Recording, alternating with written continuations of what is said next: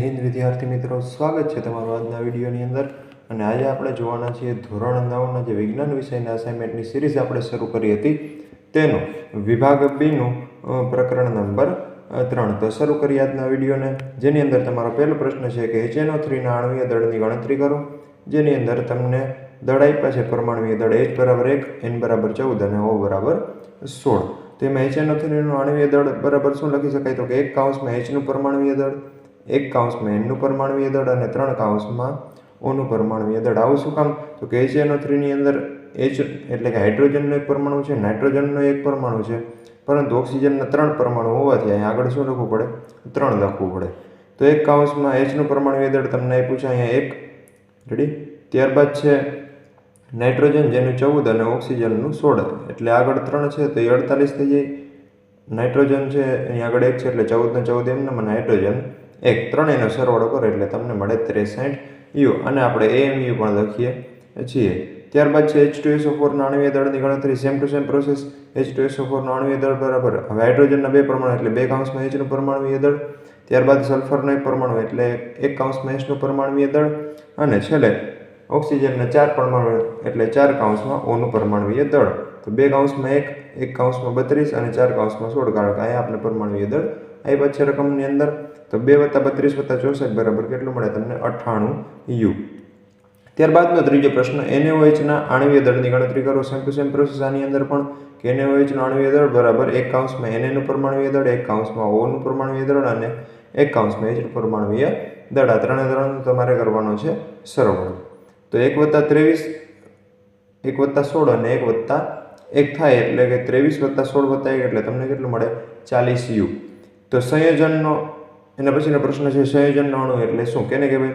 તો કે જુદા જુદા તત્વોના પરમાણુઓ એક નિશ્ચિત પ્રમાણની અંદર એકબીજા સાથે જોડાય અને જે અણુનું નિર્માણ કરે છે તેને શું કહેવાય છે? સંયોજનનો અણુ કહે છે. ઉદાહરણ તરીકે અથવા તો દાખલા તરીકે પાણી છે H2O, એમોનિયા NH અને કાર્બન ડાયોક્સાઇડ CO2. એમોનિયા એટલે NH3 થાય. ત્યારબાદ નીચેના તત્વોની જોડી વડે બનતા સંયોજનના સૂત્ર લખો. જેમ હાઇડ્રોજન અને સલ્ફર આપ્યું તો એના વડે કયું બને? H2S, hydrogen sulphide.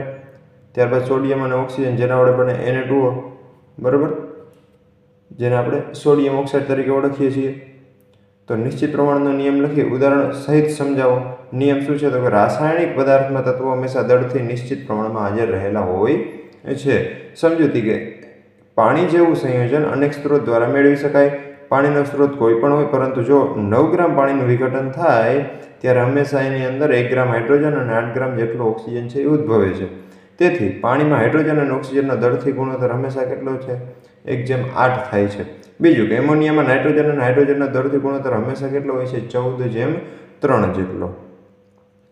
ત્યારબાદ દળ સંચયનો નિયમ સમજાવવો. નિયમ શું છે? તો કે કોઈ પણ રાસાયણિક પ્રક્રિયામાં દળનું સર્જન કે વિનાશ થતો નથી, બરાબર, એટલે કે નવા પદાર્થનું સર્જન કે વિનાશ થતો નથી. સમજૂતી શું? તો કે પાણીની અંદર કોઈ x ગ્રામ જેટલા લેડ નાઇટ્રેટ ઉમેરી દ્રાવણ બનાવવામાં આવે. આ દ્રાવણની અંદર y ગ્રામ જેટલા સોડિયમ ક્લોરાઇડ ઉમેરવામાં આવે, જેથી દ્રાવણની અંદર સફેદ અવક્ષેપ તમને મળે. આ અવક્ષેપનું વજન x + y ગ્રામ જેટલું જ મળે છે, જે શરૂઆતમાં લીધેલા જે દ્રાવણો હતા એના વજન જેટલું જ છે. તો આ હકીકત દર્શાવે કે રાસાયણિક પ્રક્રિયા દરમિયાન દ્રવ્યનું સર્જન કે વિનાશ થતો નથી. ત્યારબાદ સંયોજન આપ્યા છે નીચેના સૂત્ર. બેરિયમ સલ્ફેટ જેનું થાય BaSO4, ferrous sulphide FeS, sodium sulphide Na2S અને એલ્યુમિનિયમ સલ્ફાઇડ Al2S3. ત્યારબાદનો તમારો પ્રશ્ન 9મો, બહુપરમાણુય આયન એટલે શું? ઉદાહરણ આપો. તો કે પરમાણુઓનો સમૂહ કે જે આયનની માફક વર્તે છે તેને શું કહેવામાં આવે છે? બહુપરમાણુય આયન.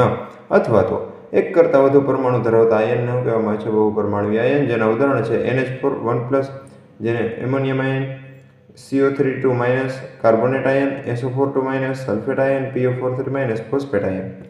રેડી? ત્યારબાદનો 10મો પ્રશ્ન છે K2SO4ના આણ્વીય દળની ગણતરી કરો. જેની અંદર K39, S32 અને O16. તો આગળની જેમ સૂત્ર K2SO4નું આણ્વીય દળ બરાબર Kના 2 પરમાણુ એટલે 2 કૌંસમાં Kનું પરમાણ્વીય દળ વત્તા Sનો 1 પરમાણુ એટલે કે 1 કૌંસમાં Sનું પરમાણ્વીય દળ અને Oના 4 પરમાણુ એટલે 4 કૌંસમાં Oનું પરમાણ્વીય દળ. Kની જગ્યાએ આપણે લેવાના છે 39 એટલે 39 એ રહેશે 2 પછીના કૌંસમાં.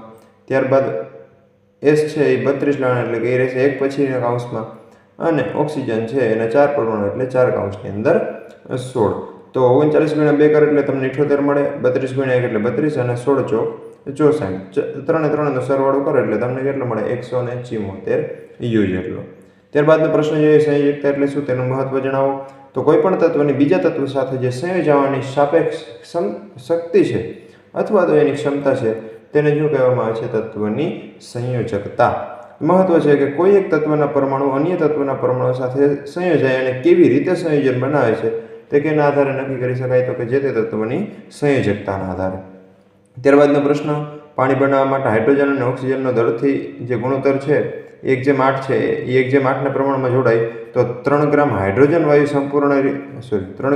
હાઇડ્રોજન વાયુ સાથે સંપૂર્ણ પ્રક્રિયા કરવા માટે ઓક્સિજનનો તમારે કેટલો જથ્થો લેવો પડે, એટલે કે કેટલો જથ્થો જરૂરી છે. તો પાણી બનાવવા માટે જ્યારે 1 ગ્રામ હાઇડ્રોજન લ્યો તમે, એના માટે જરૂરી ઓક્સિજન 8 ગ્રામ છે, તો 3 ગ્રામ હાઇડ્રોજન માટે જરૂરી ઓક્સિજન બરાબર 8 ગુણ્યા થાય 3 ગ્રામ, જેનો જવાબ આવે 24 ગ્રામ.